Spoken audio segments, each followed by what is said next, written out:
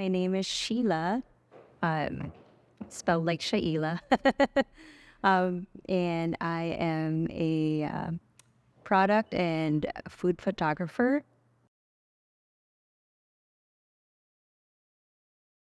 I think my first DSLR camera I bought like back in 2009, I think, but didn't really like my subjects were just random, like I moved to Seattle 2009 and I bought just like to kind of take pictures, like street photography and stuff. Um, I think I think the reason why I got into food photography is because uh, my first career moving here, I was actually a cook. I moved here through they call it like a J1 visa. It's a training visa, which a lot of Filipino college students like would do. It's a program that the U.S. Embassy would like give and like actually train in like U.S. kitchens. So that's what I did. Like I moved here through that.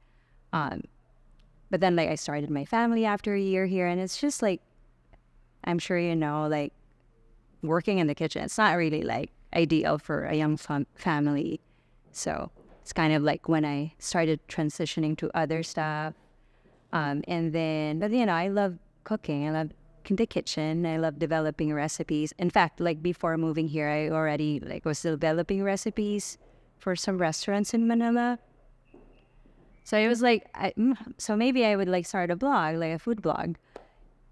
And then I did, but like I realized that I love the photography side of it, the creative side of it more than developing recipes. I think it's more fun. I think the photography and like documenting your process is fun. So that's why I got into it. That's why my name on Instagram is Flavorfield, because that was the original name of my food blog. The earliest I could remember, I was in high school, first year of like in high school. I like joined a cooking competition, and back then I already knew I would pursue culinary. So I went to culinary school in the Philippines. Uh, so yeah, I just love cooking. I had my daughter like young in the Philippines, and there's just no way I'm gonna be able to support her. I was a single mom, so there was just no way for me to support her like the way I want to. So there was an opportunity to move here and like do that, and I was like, yeah. So like real like immigrant, like we had nothing. Like I just wanted to give her the best life. The first job here, everyone was so welcoming. I'm so happy like I went to Seattle, honestly, because like I feel like it's so diverse and it's so open to us. I actually went here with my friend, so that was fun. But yeah, the experience was since it's a training visa, or like a culinary training visa is what it was. I feel like they were so open at teaching us. But at the same time, at that point in my life, I was like, I have a long way to go. And if I want to like really progress, I think it's going to take me so long.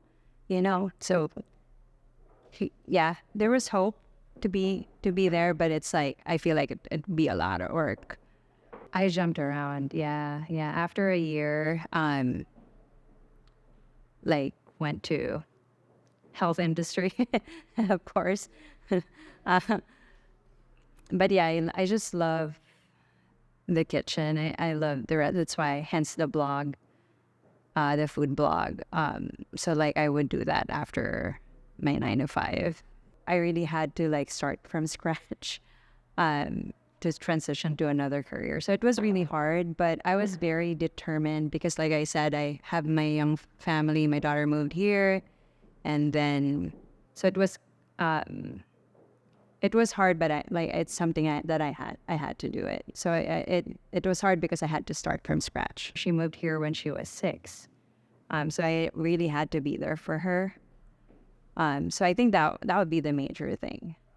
So I just had to like, cause like restaurant business, it's definitely like holidays you have to work, you You have to work late, long hours, and stuff like that. So I'm actually super proud of her, because she's been through a lot. Like as a kid, I had to leave her when she was 3, so that's the thing. So then that decision had to be made. I have to be there for her, and yeah, she was happy.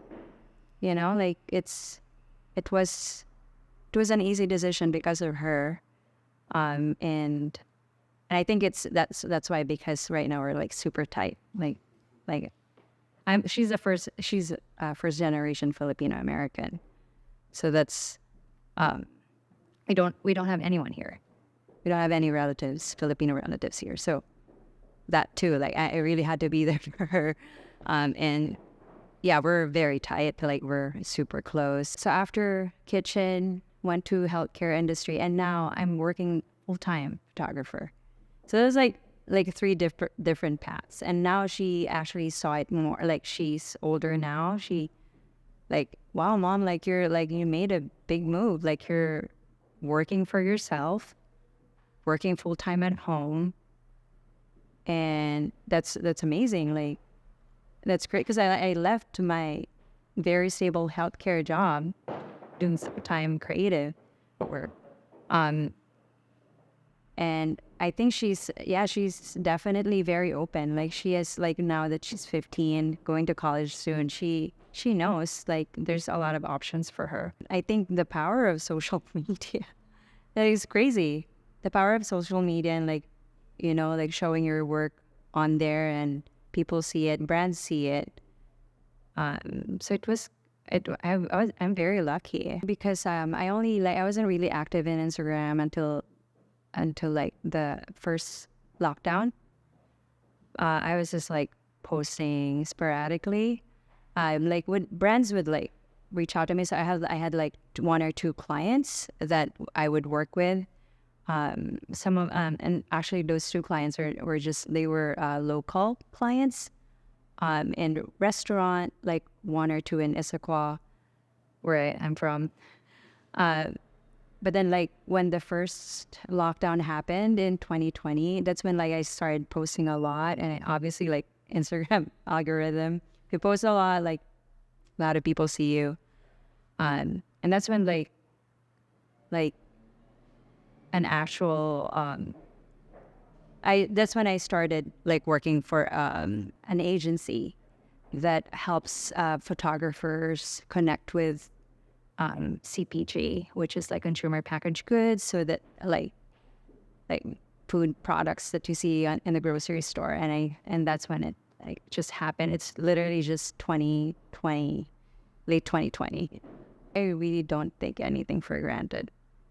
Like I'm very thankful for everything. Like sometimes it's bad because like employers can like take advantage of that. Like, because like, yes, yeah, I'll do it kind of a deal. But like in general, I feel like being in Manila, like hustle and bustle, like literally the commute there is crazy. I was working because I live in like slums, like of Manila, and then like commuting to the city to work, like commuting alone would take me for 5 hours. Traffic, it's not even far. So it's like it was hard. It was hard and not a lot of payoff in Manila. So then I feel like when I moved here, whatever is given to me and like whatever work that I do, and like I feel like I really appreciate it, and like I don't take it for granted. It can be good and bad. Like I realize now that employers can take advantage of you, if you are like, okay, yes ma'am, all the time. But I think that's what it is with my photography. Like I don't take it for granted. Like I consider myself very lucky being able to do this full time and just like work hard. It's not easy, actually. It sounds fun and easy working from home, but it's really not. You work with brands and they have very a specific ask. Like you have to like thread through that carefully, but also like and it's very hard to do that not compromising your own like creativity, but at the same time, like that's what really drives me. Like, okay, so this brands wants to do this. This is their style. Let me do it if I can do it, and then practice it. So it broadens your skill. Yeah, that's pretty much what drove me. When I moved here, Pike Place Market, all Filipinos.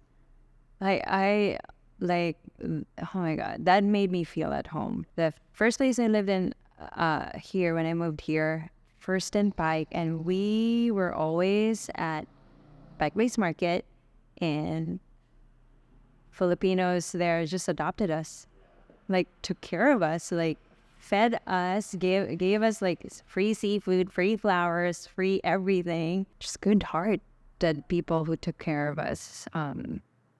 Because like when I first moved here, I had like really, really, like, it was hard, but it's like both like I found these people who actually like took care. Yeah, like just nothing in return. Filipinos gave us furniture because we're talking about like two like college students, no ID, no like how like I didn't even know how we got that apartment, to be honest with you, because we didn't have any history, or like how like you can't like rent an apartment without like I didn't even know how we did that. And then it was furnished by Filipinos, like with their stuff.